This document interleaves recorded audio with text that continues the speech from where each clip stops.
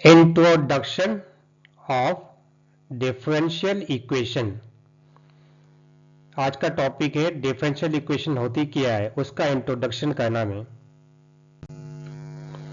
Differential equation of first order. One, differential equation.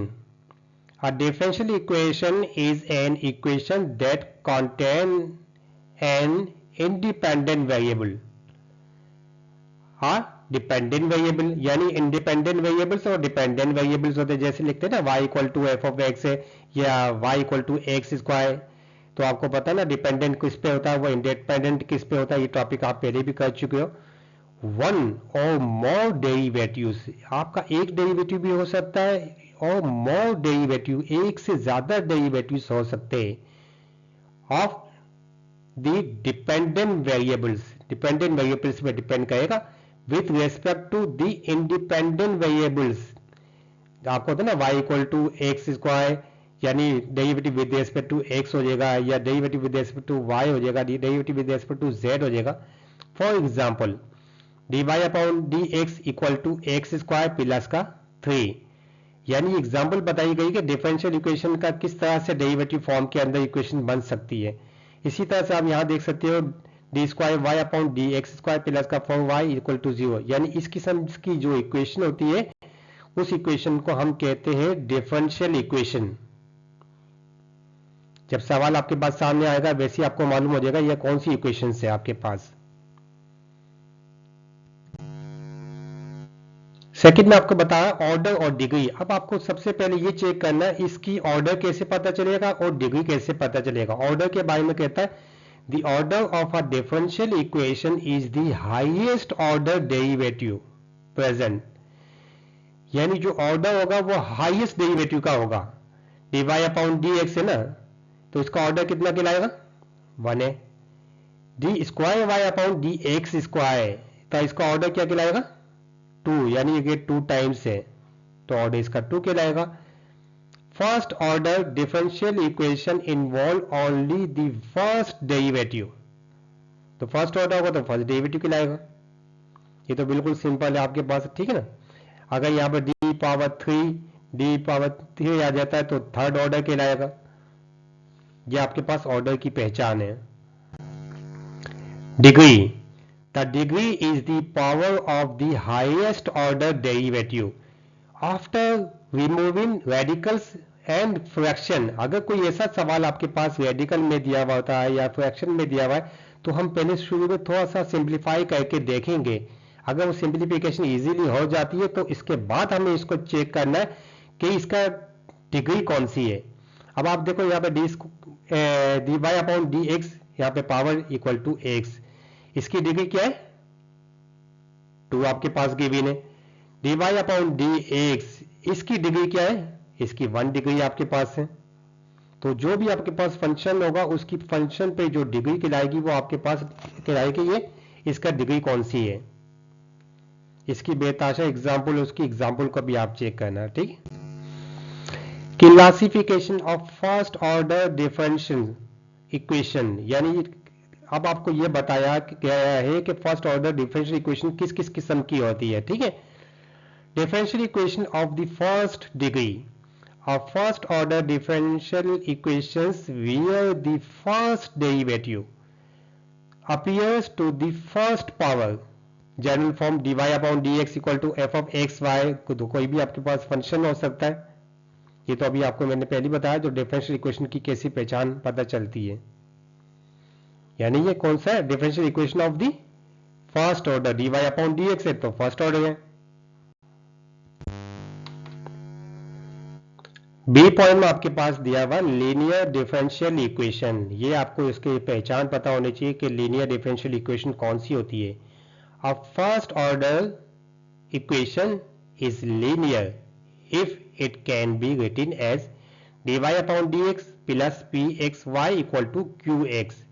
अब देखो यहाँ पे y क्या है, and dy upon dx appear linearly, तो ये लीनियर है ना आपके पास, ओनली 1 टाइम से एक पावर से, नो पावर और प्रोडक्ट्स ऑफ y और डेरिवेटिव्स, ठीक है।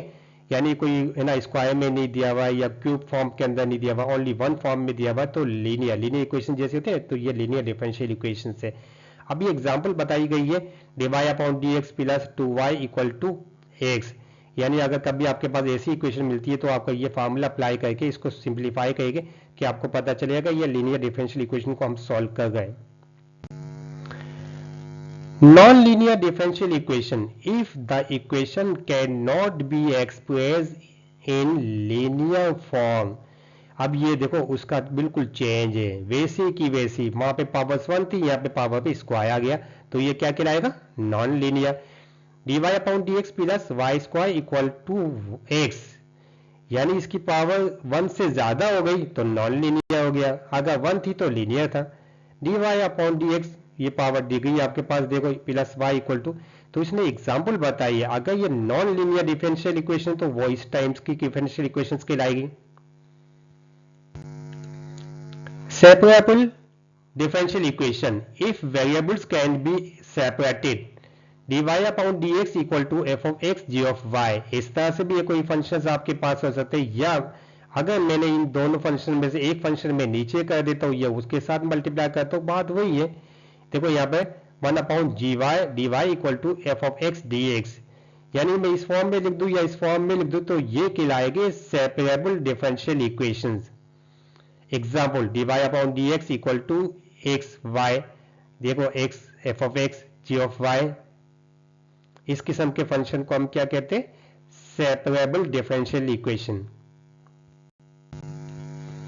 Homogeneous differential equation, if the function depends on y upon x, general form dy upon dx equal to f of y अपॉन x, तो ऐसे फंक्शन को हम जो कहते हैं होमोजेनियस डिफरेंशियल इक्वेशन। ये एग्जांपल भी दी गई है, dy upon dx equal to x plus Y upon x, कोई भी आपके पास फंक्शन है वो इसमें x और y दोनों इंक्लूड होते हैं, इस फॉर्म के अंदर हो सकते हैं, तो वो कहलाएंगे होमोजेनियस डिफरेंशियल इक्वेशन।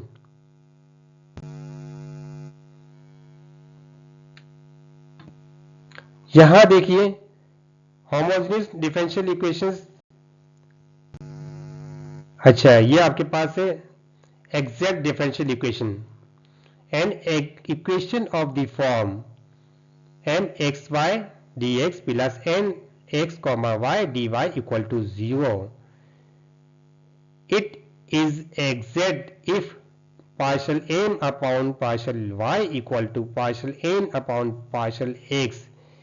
ये आपको कंडीशन बताई गई है कि एग्जैक्ट डिफरेंशियल इक्वेशन कब होगी। फॉर एग्जाम्पल यहाँ पर m के अंदर कोई सवाल में वैल्यूज गिवन है, कोई भी फंक्शन गिवन है, पहले हमने इसका डेरिवेटिव निकाला, ठीक है। इसी तरह से n की में उसका डेरिवेटिव निकाला विद रिस्पेक्ट टू x, अगर दोनों का डेरिवेटिव इक्वल आता है तो वो इक्वेशन कहलाएगी एग्जैक्ट डिफरेंशियल इक्वेशन। अगर दोनों का आंसर बिल्कुल चेंज आता है तो ये एग्जैक्ट इक्वेशन नहीं कहलाएगी। तो ये एग्जैक्ट इक्वेशन की कंडीशन है, इस तरह से हम इसको सिंपलीफाई करते हैं और सवाल भी सिंपलीफाई किया जाता है। जो मेन पॉइंट्स बताए उसको अच्छी तरह से कॉपी में लिखना, समझना, ताकि आपको इसका कॉन्सेप्ट क्लियर हो सके, ताकि इससे कंसर्न जो आपके पास सवाल आए तो इजीली आप सवाल सॉल्व कर सकते हो। Okay, thank you.